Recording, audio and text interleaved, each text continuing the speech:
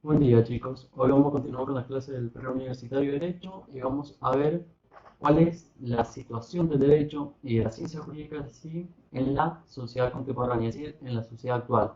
Cómo es visto el derecho, cómo ha entendido el derecho en la sociedad actual, pero también vamos a hacer un repaso histórico de todo lo que ha tenido que atravesar el derecho para llegar al entendimiento que tenemos actualmente del mismo. ¿Sí? Vamos a empezar en el siglo XIX. En el siglo XIX, el saber de la ciencia, es decir, el rigor científico, estaba establecido por la ciencia natural, es decir, que las ciencias naturales como la física, la química, la matemática, estaban en un gran apogeo científico y el método de estudio que tenían se intentaba aplicar al resto de la ciencia, es decir, la forma de estudio que tenían estas ciencias se intentaba aplicar a otra disciplina, por ejemplo el derecho, para ver si podía convertirse en ciencia.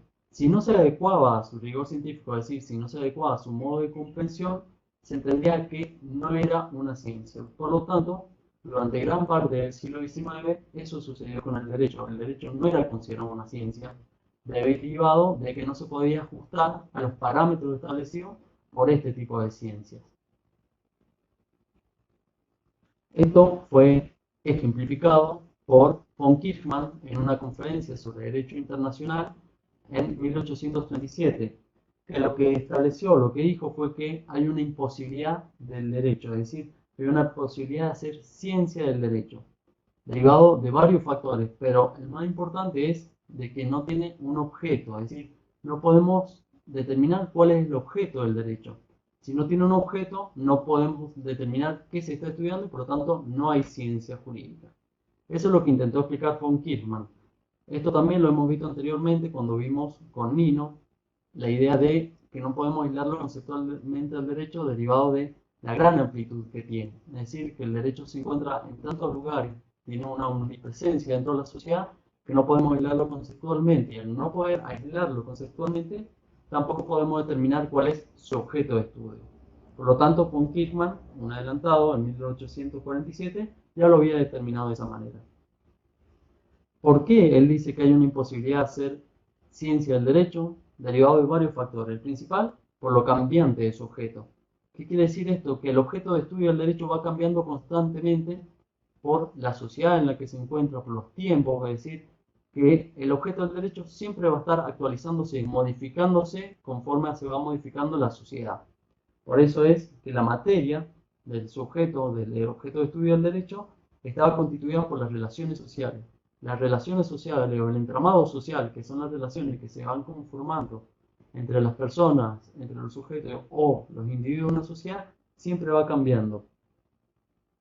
¿Sí? Y esto es el segundo factor por el cual determina que no se puede determinar que hay una ciencia, no se puede hacer ciencia del derecho. Y por último, es decir, por los aspectos negativos que tenía la utilización del derecho en su época, es decir, la mala práctica que había del derecho en el momento histórico de él. Es decir, durante el siglo XIX hubo grandes problemas con la aplicación del derecho, ya que no podía resolver los problemas o no se ajustaba a las soluciones que necesitaba la sociedad, porque era muy difícil de modificar, muy difícil de aplicar.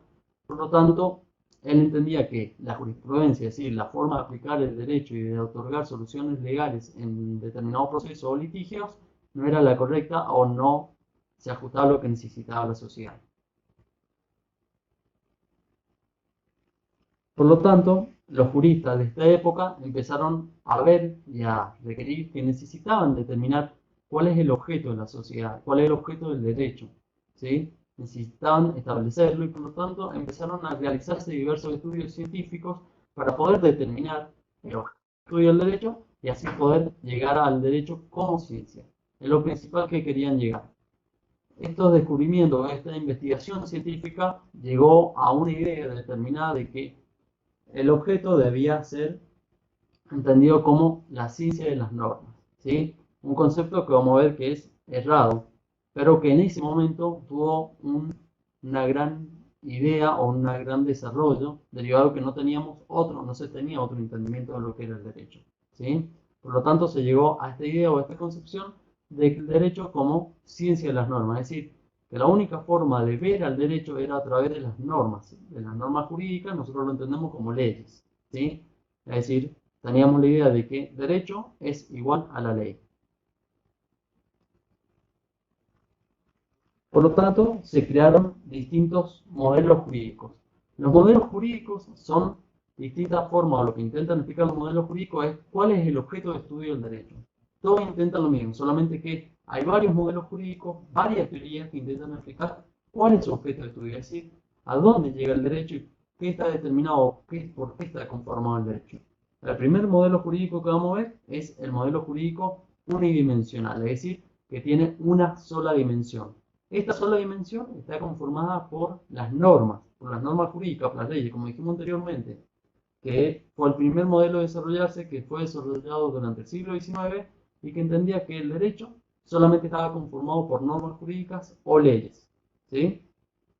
Esto tenía muchas consecuencias. Las principales es que desconocía, primero que nada, la importancia de los factores sociales, es decir, de los hechos sociales, lo que sucedía en la sociedad, no la tenía en cuenta y no encontraba ningún valor en ello. ¿Qué quiere decir esto? Que si la sociedad necesitaba había evolucionado, había cambiado alguna concepción, alguna idea, el derecho no lo tenía en cuenta y por lo tanto el derecho no se modificaba, ¿sí? Lo mismo que con los valores, es decir, entendía que el derecho era desprovisto de los valores también, de los valores como la justicia, la cooperación, la solidaridad, y no los tenía en cuenta para su modificación o no los tenía en cuenta para un fin determinado. Entonces, vamos a ir viendo cuáles son las principales características que tenía este modelo. Primero que nada, decía que había que garantizar la pureza del método, es decir, la pureza del método entendía como la pureza de la forma de entender el derecho, es decir, que el derecho solamente debía ser entendido como normas y debía limpiarse, había de realizarse una depuración de qué, de los valores y de los hechos sociales. Segundo, tenemos que un monismo metodológico. ¿Qué quiere decir esto? Que había una sola forma de entender y de comprender el derecho, de llegar al derecho, que era a través de las leyes. Tercero, que prescinde del derecho natural. El derecho natural es esa idea de que hay ciertos valores o ciertos derechos de las personas, ciertos derechos humanos, que son anteriores a las leyes, que son anteriores a las normas jurídicas y que toda persona posee por el simple hecho de ser tal.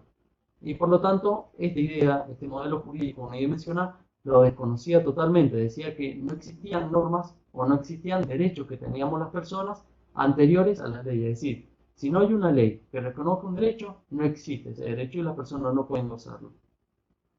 Luego tenemos que conciba el ordenamiento jurídico como cerrado, concreto y autosuficiente. ¿Qué quiere decir esto? Que el ordenamiento jurídico es aquel conjunto de normas que rigen en determinada sociedad. Este ordenamiento jurídico se concibe cerrado, es decir, no puede entrar ningún otro elemento o otro factor para modificarlo. Se considera completo porque no necesita de nada más, es decir, que las leyes se bastan a sí mismas para su comprensión y autosuficiente, es decir, que se puede desarrollar por sí mismo. Y por último, para poder justificar esta idea de este modelo jurídico unidimensional, ¿qué hacemos? ¿A qué se lleva la idea? ¿De dónde deriva la validez? La validez deriva de la corrección formal del procedimiento de sanción de norma, es decir, que este ordenamiento jurídico, esta idea, dice, la ciencia jurídica o el derecho es válido porque es correcto el procedimiento que se ha realizado para la creación de normas, es decir, hay un procedimiento para la creación de normas, nosotros también lo tenemos, que primero que nada debe tener realizado en la Cámara, en el Poder Legislativo, es decir, en el Congreso de la Nación, debe tener una Cámara de inicio, una Cámara revisora, debe ser aprobado por ambas cámaras, por la mayoría determinada por la Constitución, y luego debe ser promulgado por el Poder Ejecutivo. Todo este procedimiento para la sanción de normas es, según el modelo jurídico, de dónde deriva su validez. ¿Qué quiere decir esto? Que si solamente se sigue este procedimiento, las normas van a ser válidas, no importa su contenido. Es decir, se pueden establecer, por ejemplo, un ejemplo que puede ser demasiado tosco, pero, por ejemplo, está permitido matar. Es decir, mañana se sanciona una norma que permite que las personas, o que se permita robar. Es decir, que es válido y es legal que las personas le hurten a otra un elemento. Es decir, no había ningún problema, todos lo podrían hacer, pero no sería justo, no se ajustaría a nuestra realidad, no tendría en cuenta los hechos sociales. Esa norma, por su contenido, no debería aplicarse. Pero según el modelo jurídico unidimensional, derivado de que solamente necesitamos que, que sea válido el procedimiento, sería válido, tanto en el aspecto formal como en su contenido. ¿Sí? Estas son las características principales que tenía este modelo jurídico unidimensional de entender el derecho. Ahora vamos a ver las críticas que tiene, que están muy relacionadas con estas características. Las críticas que tenemos es, primero que nada, que prescinde de los factores sociales, es decir, lo que venimos diciendo, de los hechos sociales. No las tiene en cuenta, no tiene en cuenta la sociedad. Pero esto lleva implícito una idea de una sociedad individualista, es decir, que tiene en cuenta a los individuos particularmente, no tiene en cuenta a la sociedad como un todo, sino va dependiendo de cada individuo cómo se va aplicando el derecho, es decir, tiene una concepción, dice que no tiene una concepción de sociedad, pero en realidad sí la tiene, implícita, pero de una sociedad individualista, es decir, enfocada en las personas, en el individuo, en el particular. Luego, intenta prescindir de los valores, es decir, de los valores que venimos diciendo, de la idea de cooperación, de solidaridad, de justicia, que debe tener todo ordenamiento jurídico como un fin último al que debe aspirar. Lo prescinde totalmente, pero ¿esto qué quiere decir? Que enmascara valores, es decir, trata de mantener valores de una sociedad determinada para que ésta no se modifique. Trata de establecer una sociedad de un tipo conservador. ¿Por qué? Porque si prescindimos de los valores a los que debemos aspirar, la sociedad se queda como está. Y eso es lo que intentaba realizar este modelo jurídico unidimensional si no tenía en cuenta los valores, los nuevos valores que van modificándose la sociedad, es decir, que va requiriendo la sociedad. Y por último, la seguridad jurídica que propone enmascara una idea conservadora de la sociedad. La seguridad jurídica es esa idea de que debemos tener cierta previsibilidad en las normas jurídicas. Nosotros tenemos una idea de, sabemos qué está bien y qué está mal, qué es lícito y qué es ilícito dentro de nuestra sociedad. Es decir, nosotros sabemos que si salen y roban, es decir, realizan el hurto de un bien, sustraen un bien causando un daño, va a ser un ilícito, está mal y van a recibir un castigo o sanción establecida por el Poder Judicial. Este tipo de razonamiento tiene esa idea, es decir, esa seguridad jurídica que ustedes saben lo que está bien y lo que está mal, lo que pueden hacer y lo que no pueden hacer. En cambio, la idea de este modelo jurídico unidimensional va también a eso, a esa idea de seguridad jurídica. Pero va mucho más allá diciendo que las normas jurídicas no deberían modificarse, es decir, que no se deben modificar las normas jurídicas para mantener esta idea de seguridad jurídica. Y lo único que hacemos manteniendo esa idea de no modificar las normas jurídicas es crear una sociedad conservadora, es decir, con valores preestablecidos. Esta es la idea. Esto que acabamos de ver son la forma, los objetivos, las características principales del modelo jurídico unidimensional y las críticas. También tenemos que tener en cuenta que dentro del modelo jurídico unidimensional, dentro de esta gran teoría, se han hecho varias ejemplificaciones. Una de ellas es la teoría pura del derecho. ¿Sí? La teoría pura del derecho que se encuentra dentro de lo que sería este modelo jurídico unidimensional trata de hacer lo mismo. Es una teoría pura, es decir, trata de ver al derecho como una materia pura de las normas jurídicas. ¿Sí? Esto lo vamos a tener, vamos a realizar actividades posteriormente sobre este texto y sobre este tema. ¿Sí? Es para que lo tengan en cuenta. Luego vamos a ver al siguiente modelo jurídico, que es muy importante y tiene un gran desarrollo, que es el modelo jurídico tridimensional. Este modelo jurídico ya tiene su inicio durante el siglo XX, es decir, un poquito más adelante en el tiempo que el modelo jurídico unidimensional, aunque coexistieron durante un tiempo, es decir, se mantuvieron estas dos posturas de entender el derecho de diferentes maneras, ¿sí? de una manera jurídica unidimensional o tridimensional. ¿Sí? El modelo jurídico tridimensional, como lo dice, es de tres dimensiones, es decir, ve al derecho conformado, su objeto de estudio está conformado por tres elementos: el hecho, el valor y la norma. ¿Sí? Acá seguimos manteniendo como uno de los elementos principales del derecho a la norma jurídica, a la ley. Pero se adicionan otros dos. Estos dos son los valores, es decir, los valores que acabamos de nombrar, como la justicia, la cooperación, la solidaridad, y también a los hechos. ¿Pero qué tipo de hechos? Los hechos sociales. ¿Sí? Por eso los podemos nombrar como dimensión normológica, por norma, dimensión axiológica, por los valores. La axiología es la ciencia que estudia los valores. Y por último, los hechos, es decir, la dimensión sociológica, es decir, ver a la sociedad para poder lograr un cambio. Esos son los tres elementos que tiene este modelo jurídico tridimensional. Primero que nada vamos a ver los objetivos que tiene este modelo jurídico tridimensional. Vamos a ver que se ha propuesto lograr ciertos objetivos en contraposición al modelo jurídico unidimensional. Primero que nada, satisfacer una comprensión antiformalista del derecho, es decir, ver al derecho no solamente como aquella corrección formal o como un proceso, un procedimiento para la sanción de normas jurídicas y para la aplicación de estas, sino que entiende que el derecho es mucho más que eso, sino lo que trata de lograr el derecho es un bien en la sociedad y no solamente establecer o mantener ciertos procesos. Acuérdense, en el modelo jurídico unidimensional teníamos que la validez del derecho derivaba del procedimiento formal de sanción de normas. Acá trata de romper con esa idea, de ir mucho más allá y de no quedarnos con las formas, sino que ir al fondo del asunto, es decir, ver cuáles son los verdaderos problemas que tiene la sociedad y tratar de darle una solución. Por eso vamos al segundo objetivo, que este segundo objetivo tiene la idea de responder a las exigencias de la vida cultural contemporánea con soluciones concretas y vinculadas con esta sociedad. ¿Qué quiere decir? Que vamos a tratar de buscar soluciones que se ajusten a la sociedad actual en la que se está intentando aplicar el derecho.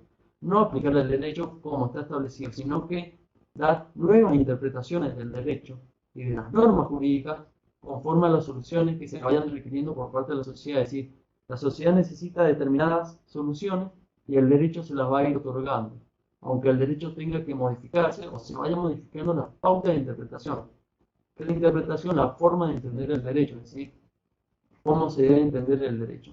Por lo tanto, tenemos normas jurídicas que en determinado tiempo debían interpretarse de una manera y que en otro momento histórico, es decir, en otro tiempo, se debe aplicar de otra manera. No es lo mismo aplicar una norma jurídica, la misma norma jurídica, hace 30 años que actualmente, porque tiene diferentes interpretaciones. Hemos entendido que se puede ampliar y que debe ajustarse a las necesidades de la sociedad actual. Siempre el derecho debe estar actualizándose.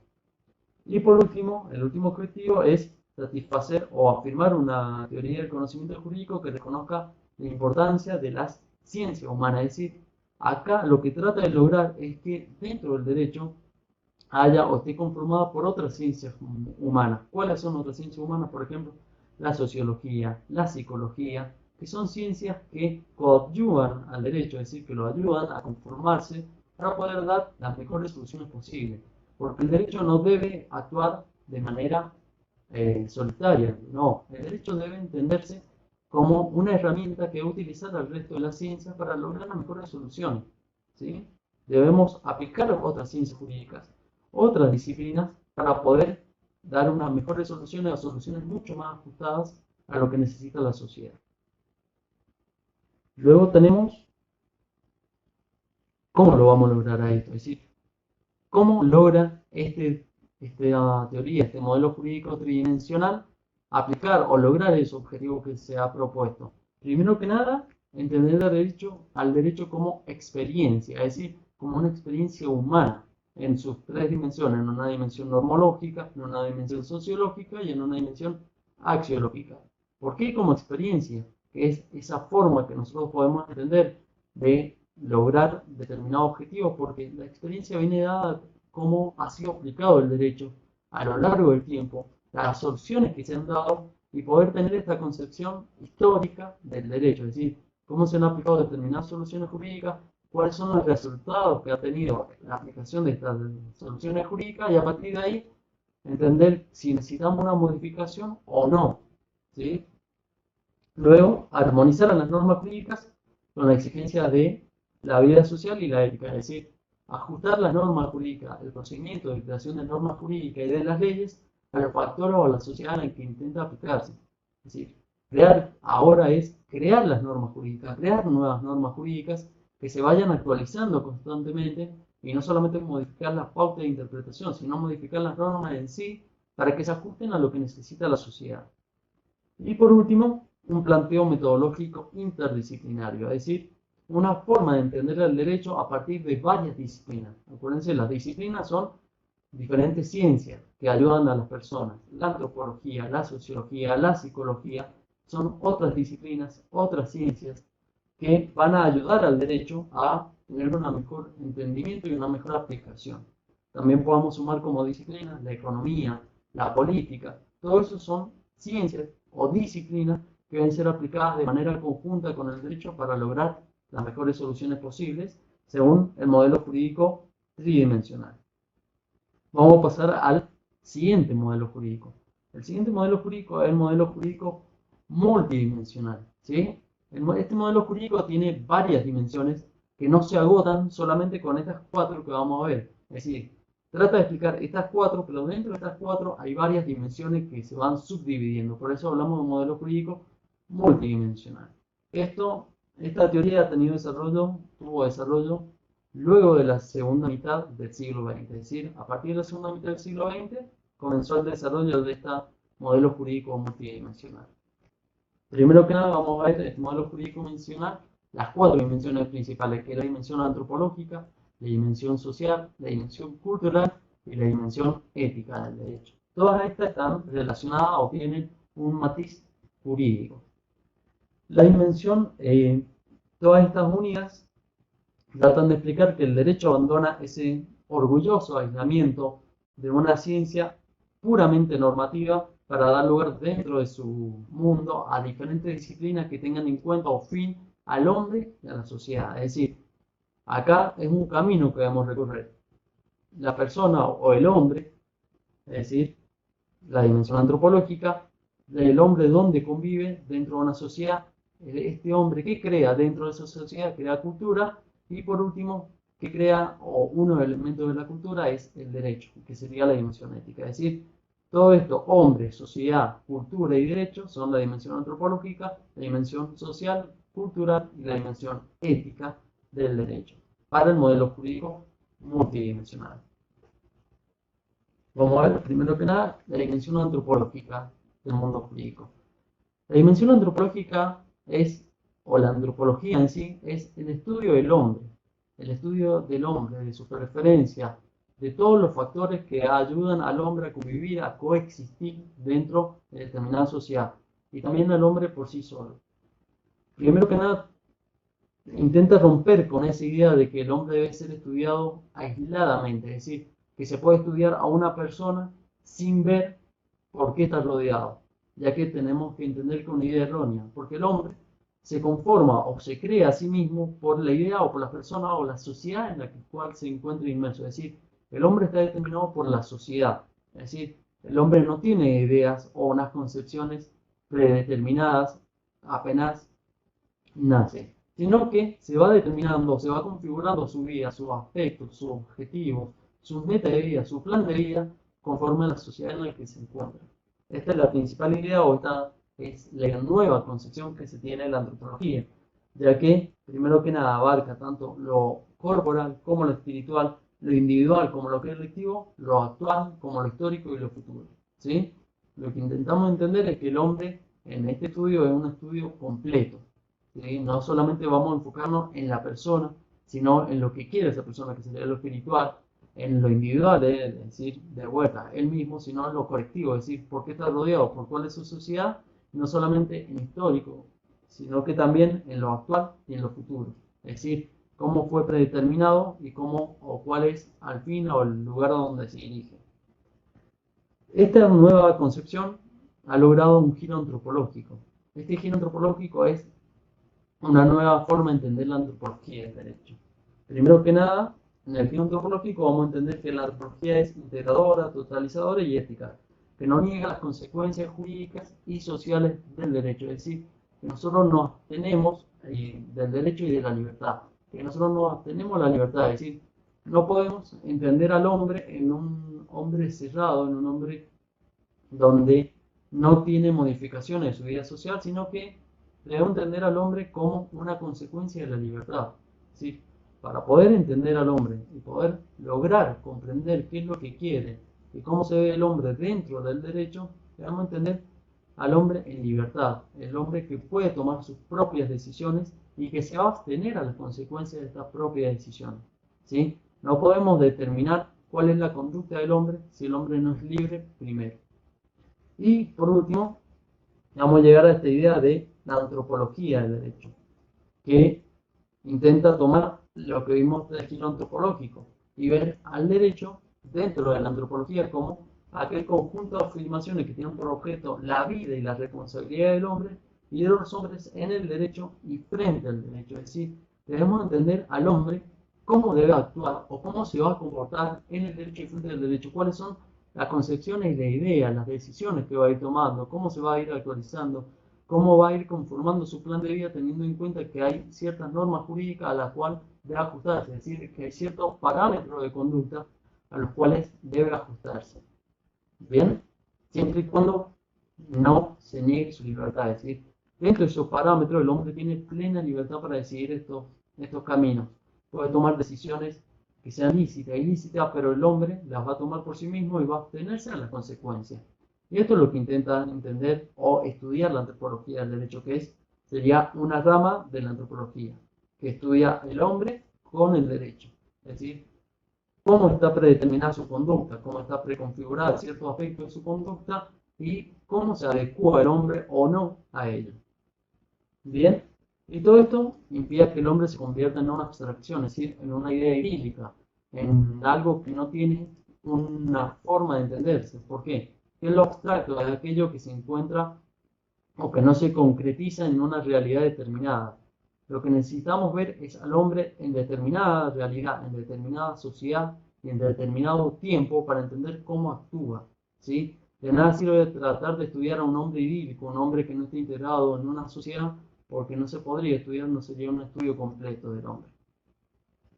Ahora vamos a pasar a la dimensión social, es decir, son 4 grandes dimensiones: antropológica, social, cultural y ética. Vamos a pasar a la dimensión social. Acá, antes de comenzar el estudio de la dimensión social, debemos tener cierta advertencia. ¿Qué quiere decir esto? Que debemos tener ciertas ideas o concepciones antes de empezar con el estudio que están determinadas a lo largo de toda la dimensión social.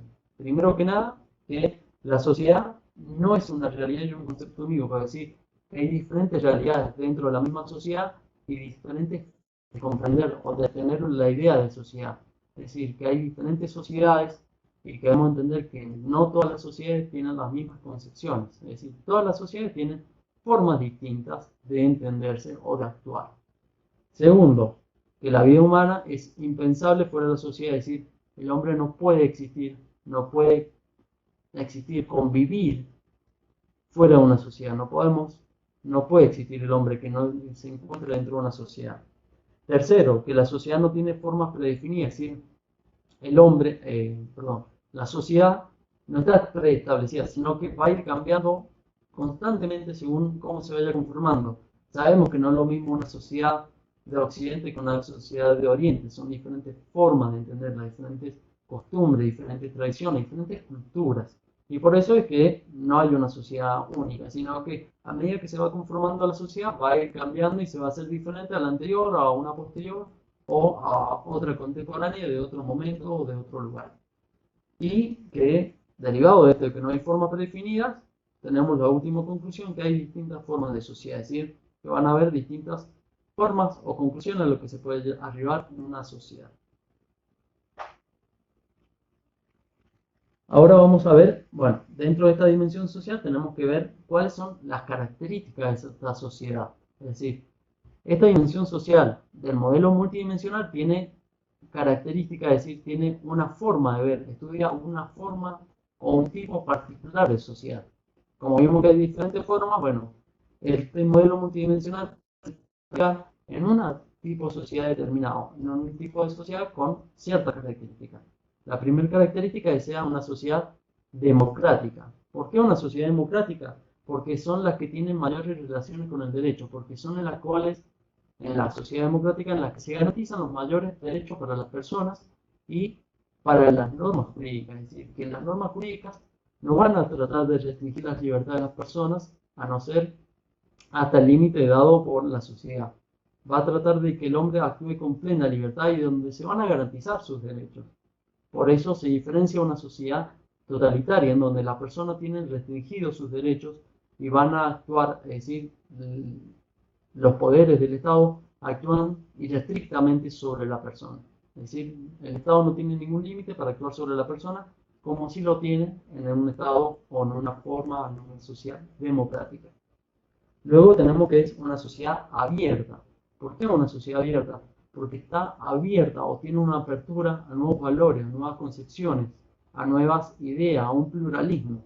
No una sociedad cerrada, es decir, no una sociedad cerrada o tribal o colectivista, sino que la sociedad, al estar abierta a nuevas concepciones, se va a ir actualizando constantemente, va a ir actualizando a nuevos valores, a nuevas formas de entender a la sociedad, a nuevas concepciones. ¿Sí? Y por último, derivado de esta idea de que hay una abertura en la sociedad, una apertura para entender y para estar abierta a nuevas concepciones, es que tenemos que también es una sociedad conflictiva. Pero no tenemos que entender que el conflicto como algo negativo, sino como algo positivo, como el conflicto como aquellos hechos que se van dando dentro de la sociedad, aquellos problemas, porque van a haber concepciones distintas, pero que van a llevar a progresar a la sociedad, ya que esta idea va a contribuir al cambio social. Es decir, que la sociedad, esta sociedad democrática, abierta y conflictiva, va a ir modificándose, va a ir actualizándose, va a tener un progreso dentro del mundo social derivado de estos nuevos valores, del conflicto en sí. Es decir, el conflicto va a generar nuevas ideas de sociedad que son buenas, ¿sí? Y como un elemento integrador, es decir, una función creadora, ya que va a ayudar al impulso social dentro de todo esto, dentro de la parte conflictiva, y una función integradora, ya que estas dos posturas que se pudieron haber generado y que generaron un conflicto y que chocaron dentro de la sociedad, se van a integrar, es decir, van a ir conformándose de manera unida. Es decir, no va a haber una por encima de otra, sino que se van a terminar integrando. Esta sería la dimensión social del mundo jurídico. Vamos a, y por último, ¿por qué todo esto nos lleva a la consecuencia de que el derecho, es decir, las funciones sociales del derecho, se van a ampliar?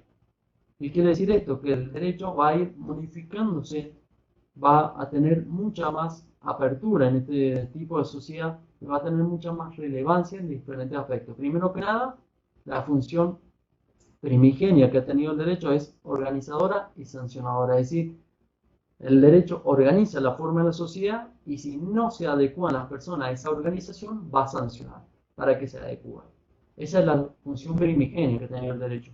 Pero en este mundo social no se agota en esto, sino que va a tener otro tipo de funciones que se van a ir ampliando, como son la función orientadora de los comportamientos, de las actitudes y expectativas de los miembros de la sociedad.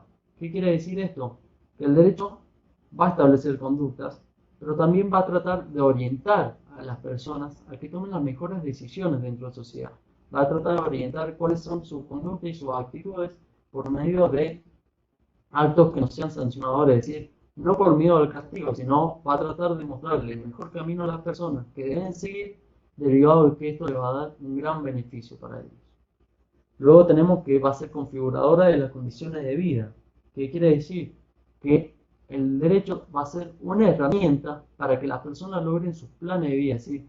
Las personas tienen determinado plan de vida, tienen una idea que seguir, una forma, quieren estudiar, quieren trabajar. Bueno, el derecho va a estar ahí para garantizar que estas condiciones se logren, es decir, va a garantizar las condiciones mínimas de la vida de las personas para que éstas puedan lograr sus planes de vida. Y por último va a tener una función organizativa y legitimadora del poder social. Es decir, ¿qué es el poder social? Esta idea de poder ser aplicado el derecho por medio de las personas, una idea canalizadora del poder. Las personas van a poder ir modificando las conductas o las normas jurídicas de una sociedad gracias al derecho. Es decir, el derecho va a estar ahí para canalizar todo ese poder social y poder lograr un cambio estructural en la misma. ¿Sí? Ahora sí, vamos a pasar a la dimensión cultural del mundo jurídico. Acá en la dimensión cultural debemos entender a la cultura como todo aquello que rodea a las personas, es decir, todo lo que crea el hombre, todo lo que ha tenido contacto a las personas es cultura, porque nosotros somos seres que creamos la cultura. Todo lo que ha tocado la mano del hombre se ha convertido en cultura. ¿Bien? Por lo tanto, debemos entender que la cultura, es decir, el derecho, se va a ir modificando gracias a los hombres, porque los hombres crean, modifican o inciden en la cultura de su tiempo dándole un distinto sentido. Es decir, nosotros vamos a ir modificando los elementos que nos rodean constantemente. Vamos a tener diferentes concepciones, diferentes elementos que vamos a ir creando y modificando. El derecho es uno de ellos, es decir, nosotros vamos a ir modificando constantemente el derecho, ya que, primero que nada, es un objeto cultural que es creado por el hombre, pues ha sido creado por los hombres, pero que este objeto cultural no se queda estático, sino que va a ir modificándose constantemente como se van actualizando las personas, es decir, como se van actualizando las concepciones o la idea que tenemos las personas. Por eso, derivado de esto, que la cultura, es decir, se va a manifestar como forma de vida, no lo van a poder ver, pero dice como forma de vida, como orden y como tarea. Bien, vamos a entender que estas son las tres formas en que se subdivide la cultura entendida por las personas. Primero que nada, como forma de vida. Acá, la cultura como forma de vida, vamos también a subdividirla en como orden, como modo de pensar, como orden y como tarea, como modo de valorar y como modo de actuar. Bien, dentro de la cultura como forma de vida vamos a tener las personas cómo piensan, es decir, cómo actúan en su vida. Esto es lo que quiere decir. La forma de vida es cómo las personas van actuando constantemente dentro de la sociedad. Primero, en su modo de pensar, es decir, cuáles son los patrones de conocimiento respecto a la naturaleza, la persona, la sociedad y el derecho, es decir, cómo actúa la persona, qué piensa la persona y cómo va a actuar conforme a ello. Primero que nada, antes de realizar cualquier acto, ustedes piensan en las consecuencias que va a tener ese acto, en las causas que lo ha originado y van a evaluar si lo realizan o no. Es decir, todo nuestro pensamiento, toda nuestra forma de actuar está ligada antes que todo a cómo lo pensamos, cómo lo razonamos.